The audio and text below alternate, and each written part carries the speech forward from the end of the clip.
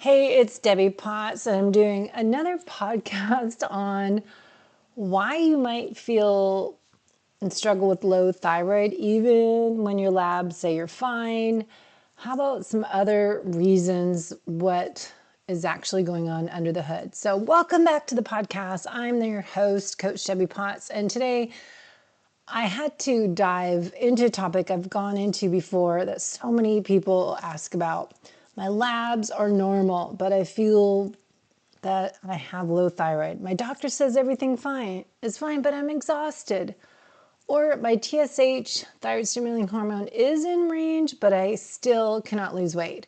Or how about I feel inflamed, puffy, struggling with brain fog. I'm always cold. You have constipation, or you just feel stuck.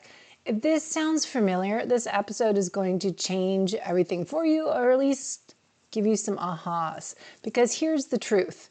Thyroid dysfunction is not always a thyroid problem. It's a system problem. It's a communication problem, a root cause problem. And traditional medicine is focusing, I find, the wrong thing. So hopefully today you can walk away with an understanding why your thyroid symptoms happen, what you can do about it, and how we can rebuild your metabolism using my Future You blueprint framework. So let's dive in. First, I want to talk about just some education. Your thyroid is a metabolic thermostat and really orchestra conductor.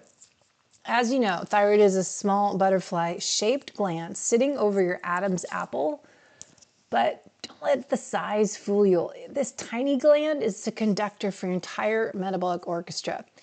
T3 is the active form of thyroid hormone and cues the movement of energy production, body temperature, fat burning, digestion, intestinal motility, nutrient absorption, hormone metabolism, brain function, liver detox pathways, bone metabolism, aging. Imagine your body is a symphony and the conductor loses the baton and every instrument drifts off beat. That is what thyroid dysfunction looks like. But this also sounds a lot of what else? The connection of the vagus nerve. So how do we put this together and look at what is going on with the body when we're trying to restore metabolic harmony and resolve metabolic chaos? So how is the thyroid connected to the vagus nerve? Is there a connection? The hidden conductor behind the conductor, because when we're talking metabolic harmony, and we're speaking of the thyroid and how the thyroid gland is a conductor of our metabolic orchestra. But what's the role of the vagus nerve? Because we also say the vagus nerve is involved in everything. So let's connect. If the thyroid is the conductor of a metabolic symphony, the vagus nerve is a sound engineer in the control booth. So the conductor can wave that baton all day long, but if the microphones, the soundboard, the acoustics are out of tune, the orchestra still sounds terrible. The signals don't land. The timing is off, and the audience, your cells, do not receive the message. And this is what exactly is happening with your hormones, endocrine system. The vagus nerve actually determines whether your thyroid signals are delivered or disrupted. Most people think thyroid health is only about hormones. It's actually a communication system.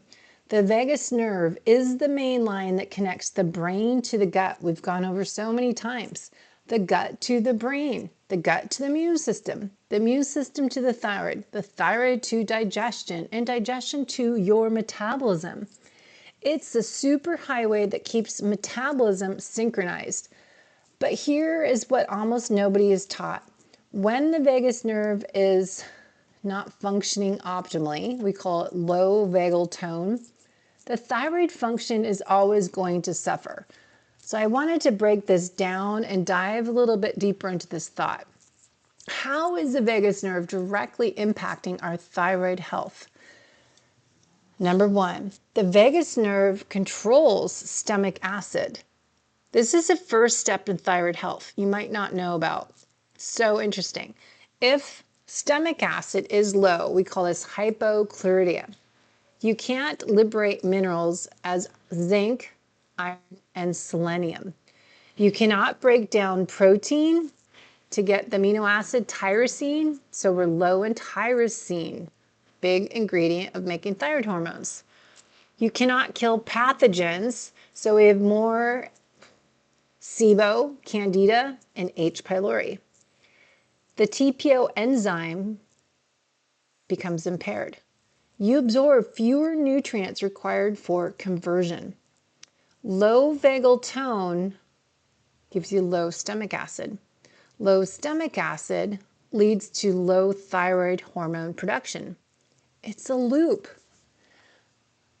The vagus nerve controls bile flow and pancreatic enzymes. Thyroid conversion requires bile, fat digestion, and liver detox to be working at optimal levels. But bile release is vagus nerve mediated. Low vagal tone, sluggish gallbladder, poor bile, poor detoxification, result, sluggish thyroid. So many people in middle age, especially women, struggle with thyroid symptoms. But we also usually have patterns that we see: constipation, bloating, GERD, food intolerances, fatigue after meals. This is not digestion, it's metabolic signaling. And the vagus nerve controls intestinal motility. The migrating motor complex, this is your gut's cleaning wave. It's turned on by vagus nerve activity.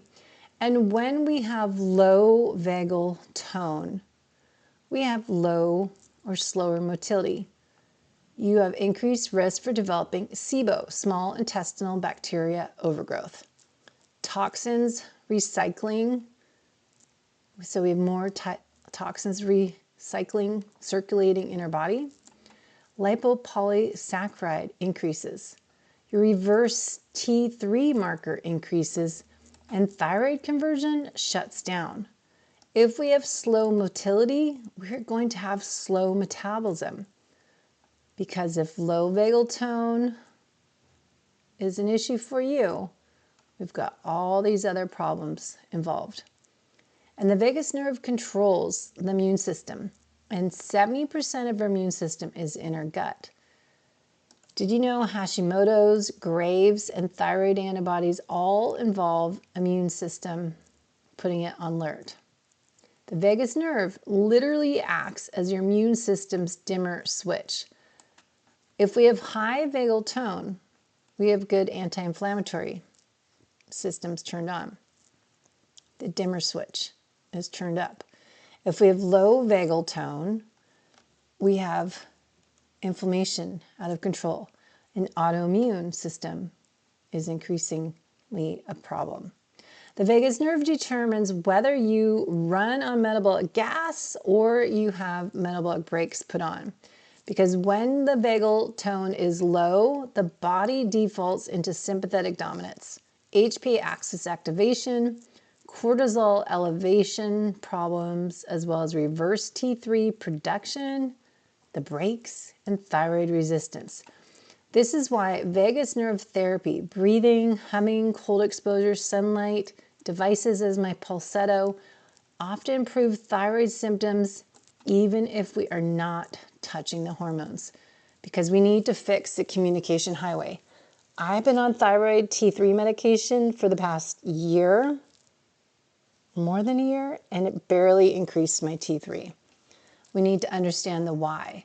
The thyroid, the vagus nerve, the gut triad, the triangle that no doctor has ever explained, at least to me.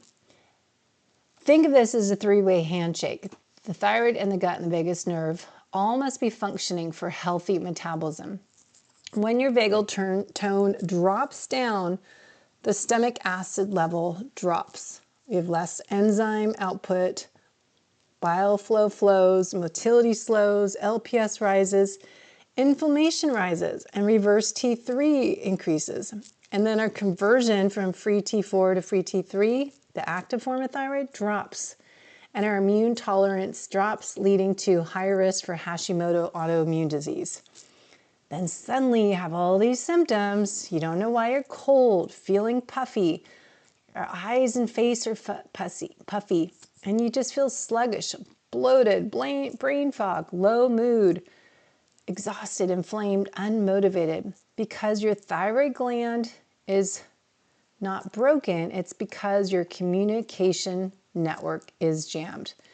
And this is so important to look at in midlife, because as estrogen levels drop, for us females, perimenopause, postmenopause, the vagal tone decreases and our gut motility will slow, our stress sensitivity increases, lipopolysaccharides increase, autoimmunity risk increases, insulin resistance rises, and cortisol dysregulation increases. Which means even though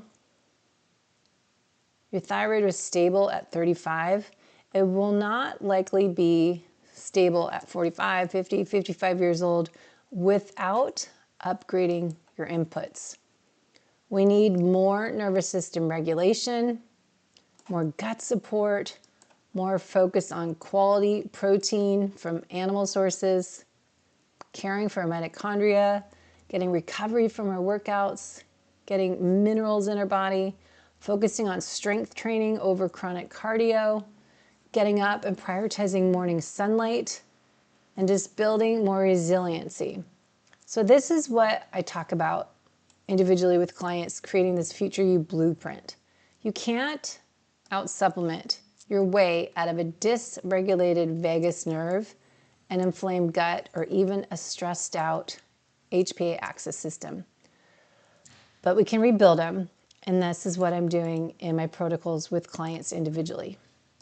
And I think we need to look at what else is going and what's going on internally and work on the order of operations, as taking all the different hormone supplements may help you a little bit, but may not see a big enough shift unless you're looking at the whole picture. So understanding the thyroid hormone doesn't work alone. It's part of this HP axis. Hypothalamus sends a signal to the pituitary gland and then to the thyroid. But also, if you learned about HPA axis dysfunction, adrenal exhaustion, we used to call it when I first started struggling in 2013, the hypothalamus sends a signal to the pituitary gland to the adrenals. But then we also have the gonads or the ovaries. So we need to look at how the body works together. So the hypothalamus, if it senses danger, stress, calorie intake, metabolic needs, it sends TRH. Then the pituitary hears a message and sends TSH. Pituitary sends TSH, which is the marker most doctors only measure in your blood chemistry to measure thyroid function. The thyroid produces T4, the inactive form, and a little bit of T3, the active form. But understand, to build these hormones, we need these ingredients we talked about. Tyrosine, which is an amino acid. We need iodine. We need a functional TPO enzyme, thyroid peroxidase. And we need key minerals, selenium, zinc, and iron. Low inflammation and low oxidative stress. And this is where TPO antibodies, as Hashimoto's autoimmune issue, wreak havoc. They attack the enzyme that is needed to make the hormone. But even making thyroid hormone is not enough, because conversion is an issue. This is where thyroid problems actually happen, and this is the problem I have. Traditional doctors just typically test TSH, maybe the T4, and then they stop. That's like checking if you own a car, not whether the car runs. And what matters is your free T3 levels, but also how well do you convert T4 to the available free T3? How much reverse T3 do you make? And are your cells listening?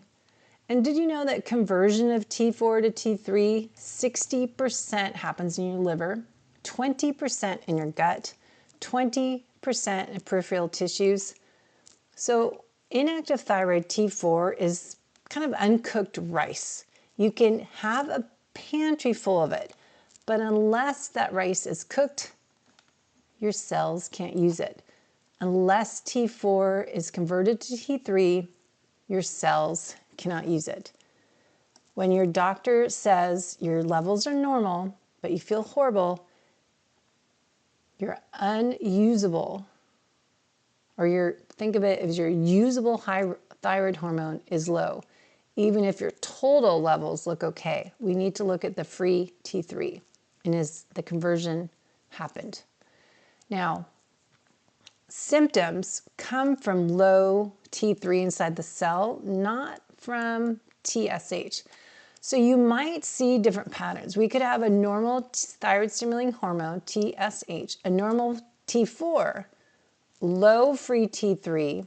You could see a high reverse T3 and blocked receptors, inflammation, and high cortisol. And there still may be some low thyroid at cellular level. Type 2 hypothyroidism or cellular hypothyroidism is the type most women have, especially during periods of chronic stress, middle age, perimenopause, gut dysfunction, and actually mold exposure, burnout, chronic dieting, and overtraining. So we need to look at all the patterns and see, again, normal TSH, normal T4, but we have a low free T3 and a high reverse T3. Plus you have inflammation and high cortisol. We need to understand stress and the HPA axis system puts the thyroid on hold. Think of the car analogy. The thyroid hormone is often referred to as the gas pedal. Your cortisol is often thought of the brake pedal. When cortisol is chronically elevated, your body slams on the brakes.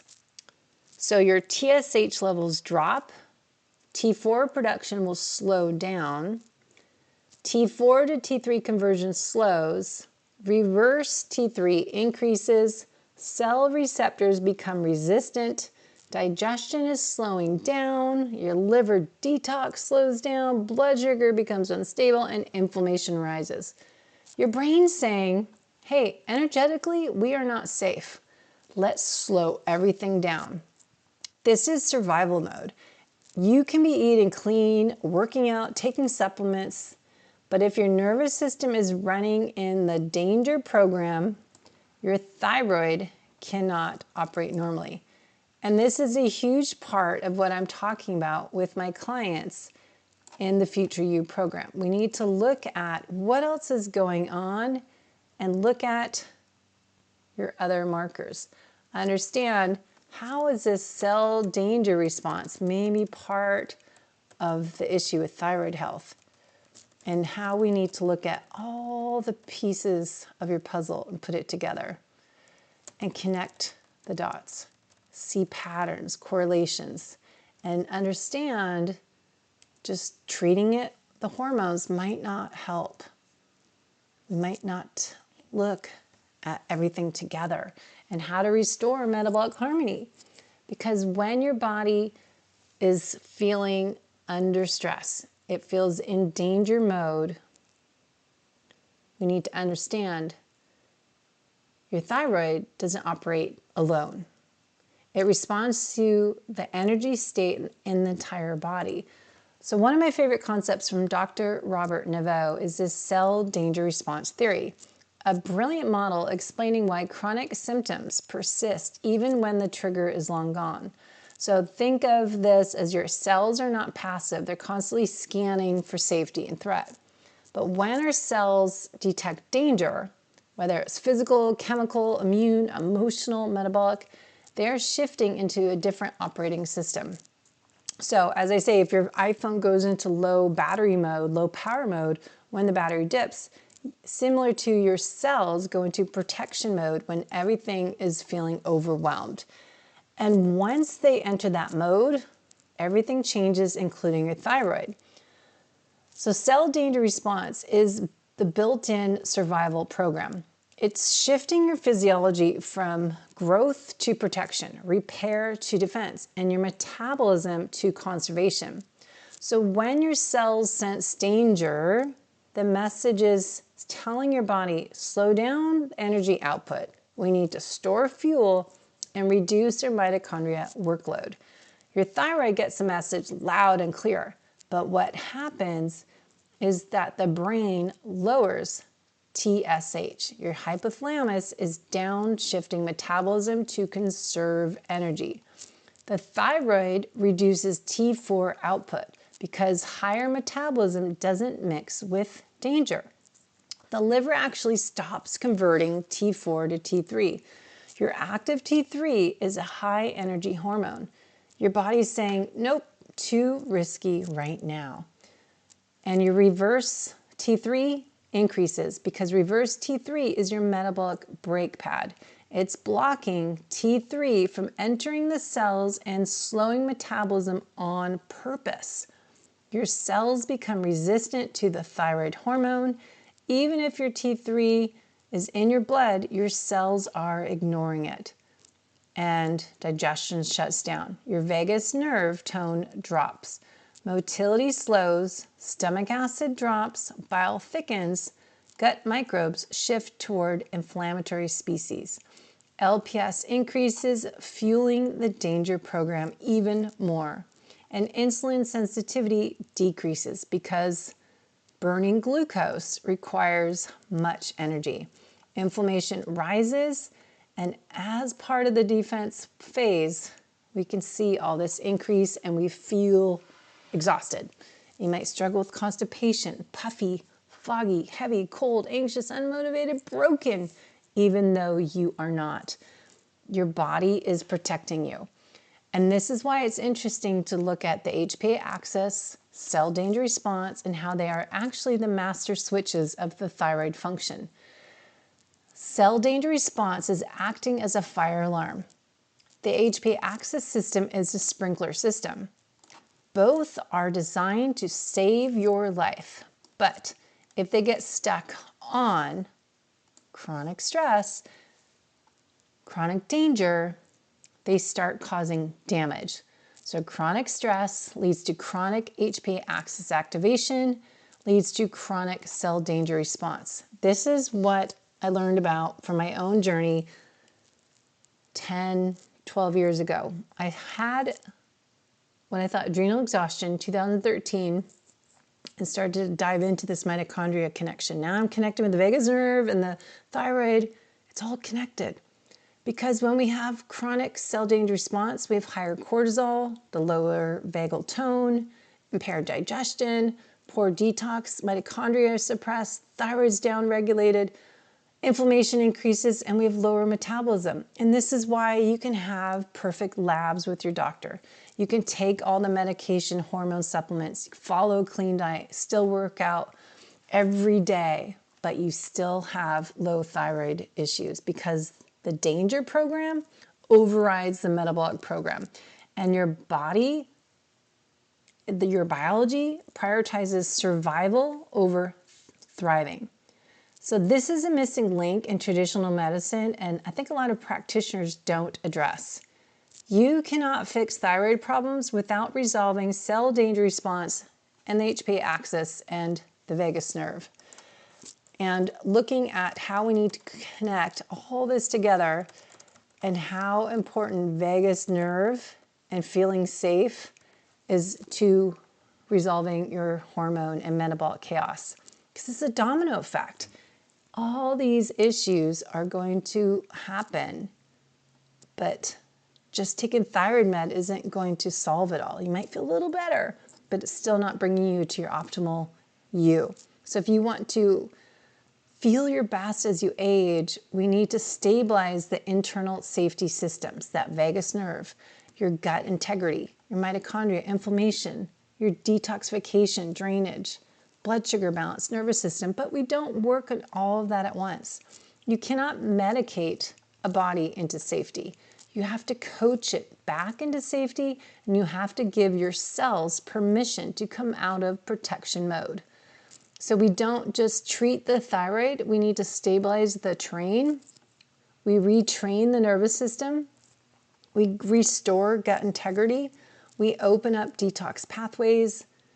We want to support mitochondrial energy and rebuild stress tolerance. Only then does the thyroid respond, because now the body finally believes, hey, we are finally safe.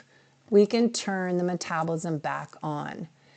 And I really feel that we need to connect the thyroid, the adrenals, the gut, the liver, and all this with the vagus nerve to connect metabolic health and understand that thyroid is the conductor of the metabolic orchestra, but not forget that behind the scenes is this vagus nerve. The sound engineer, the communication cable, the amplifier, the Wi-Fi signal, and sending those instructions from your brain to your gut, to your liver, immune system, and back again. When the vagal tone is strong, the whole orchestra will play in harmony. Remember, when the vagal tone is weak, the messages are getting distorted, delayed, or even completely lost. And this is why thyroid function often begins long before the blood work changes. So if we can imagine trying to conduct an orchestra while the speakers are crackling, the wiring is loose, and the microphones are all messed up, it doesn't matter how talented the conductor is, the audience still hears distortion. And this is what's happening inside your body when that vagus nerve is weak, when you are chronically stressed, when your gut's inflamed, when you're stuck in fight or flight mode and cell danger response. Your microbiome will be disrupted, low stomach acid, sluggish bile flow. You're not digesting and absorbing nutrients. So the thyroid may try to send these signals out, but the system's not receiving them. And so we need to look at how the body works to create that metabolic harmony and see that vagus nerve, how it controls stomach acid. Remember, the first step in thyroid hormone production. So just to review, TPO, iodine binding, tyrosine availability, mineral absorption, all require strong stomach acid. So if you're on PPI medication and or Pepcid AC on top of that, it's going to interfere with getting the nutrients you need to create thyroid hormones. So we need strong stomach acid, vagal activation before your meals, parasympathetic dominance. Remember, low vagal tone is giving you low stomach acid. Low stomach acid means low thyroid hormone production. Also, remember, the vagus nerve controls the bile flow we've talked about and the pancreatic enzymes. These are required for T4 inactive thyroid to convert to T3 active form. Your liver converts 60% of T4 into active T3, but bile flow is vagus nerve dependent. Low vagal tone leads to sluggish bile. Sluggish bile leads to poor liver detox and poor conversion. So this is what I said before. Taking those thyroid meds and you still feel awful because the machinery to convert is offline. So the vagus nerve controls gut motility, the thyroid's silent partner, because remember, slow motility leads to SIBO, constipation, fermentation, gas and bloating, increase in those lipopolysaccharides, leaky gut, even more systemic inflammation, higher reverse T3 and lower active T3. A sluggish gut is sluggish metabolism. And keep in mind that the vagus nerve controls 70% of your immune system, which is a huge factor in Hashimoto's. A weak vagus nerve is connected to increase in inflammation, more immune reactivity, less tolerance, higher autoimmune risk. And this is why the vagus nerve therapy can often calm Hashimoto's before thyroid medication does. So I look at Pulsetto and my red light device as Kineon is a smaller device, or Flex Beam's a big panel that you can lay over your thyroid and your gut and help the vagus nerve, help your stomach organ, your small intestine, large intestine, and your thyroid, so you can place it in different locations. The vagus nerve determines whether you're in metabolic mode or survival mode. So remember, if your vagal tone is low, your HPA axis becomes the default control system. Stress, increased cortisol, reverse T3 will be increased, and even more thyroid resistance. If vagal tone is low, your HPA axis becomes the default control system. You cannot heal your thyroid from a stressed out nervous system. Biology is not negotiable. Remember, if the brain perceives danger, your thyroid will slow down. If the brain perceives safety, your metabolism will be restored.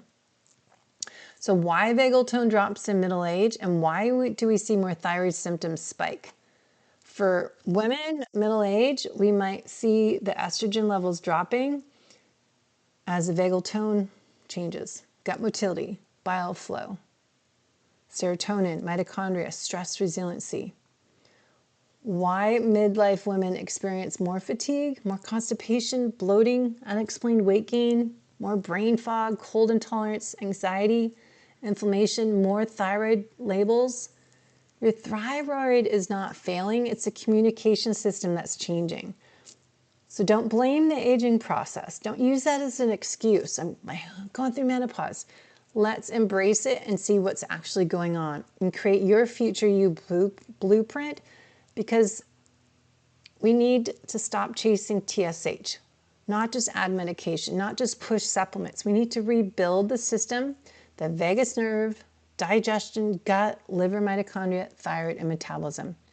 Thyroid is a conductor, but without vagus nerve delivering the message, metabolism never gets a signal. So I will end there for today, but I want you to understand how to connect everything together. So we will continue on the thyroid connection later on. Stay tuned for part 2.